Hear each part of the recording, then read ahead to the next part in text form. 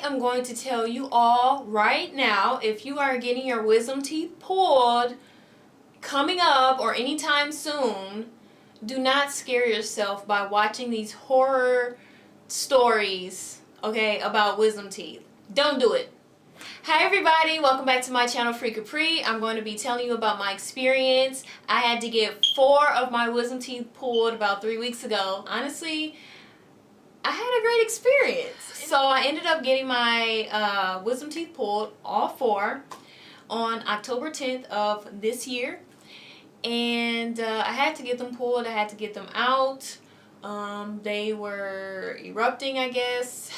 Cavities, I guess you can say. And I said, just get them all out of my mouth. I don't want them anymore. Now, I had the option of getting sedated, and that's exactly what happened.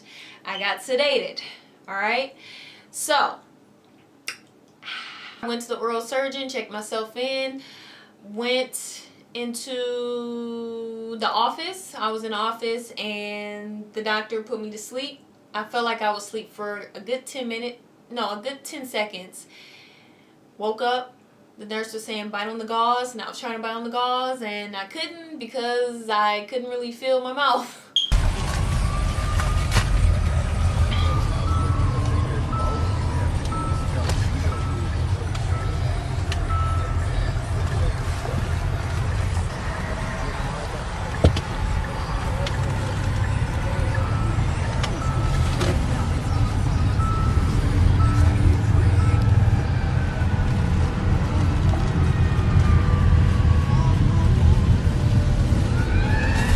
I went home, and then I didn't take my medicine. I didn't take my medicine because of the fact that I don't like taking medicine, and then you have to eat before you take the medicine, so I didn't take it because I couldn't eat.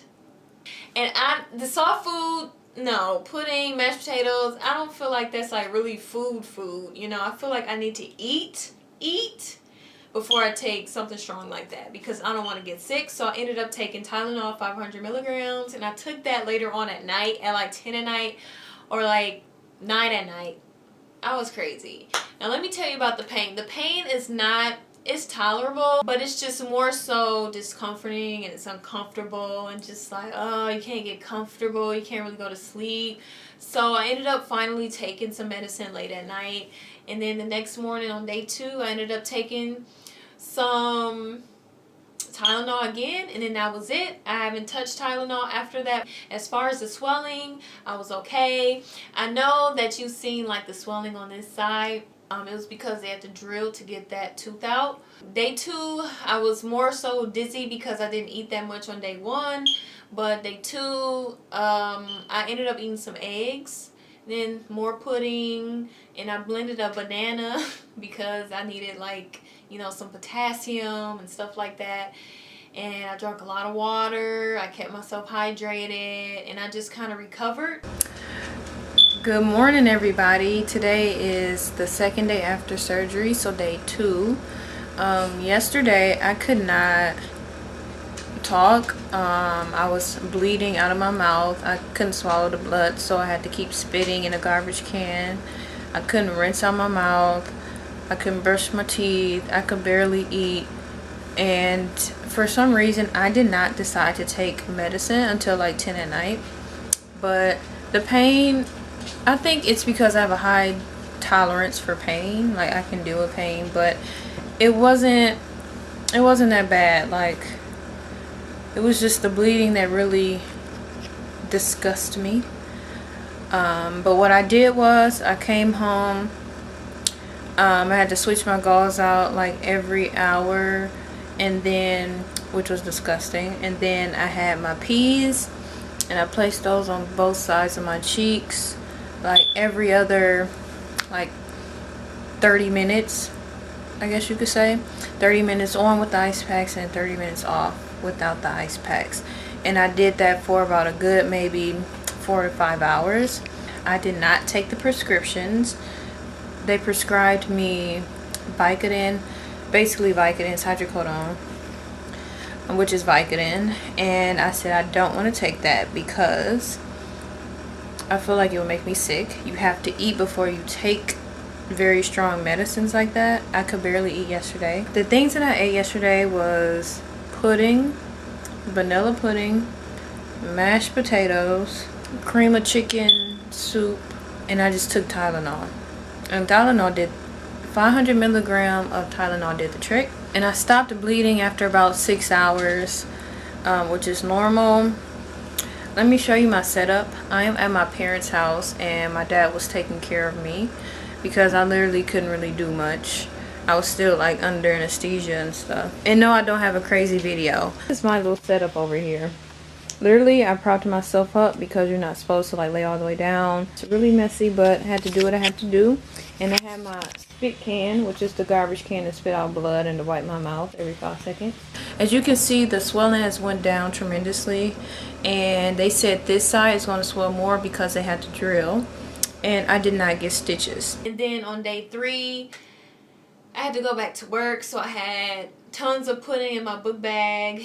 I ended up eating some soup. Day 3, I would say I was more so, my jaws were more so sore because it was open the whole procedure. That was about it. And I had like maybe a little slight pain here and there, and I didn't really talk, so try not to talk on the 2nd, 3rd day.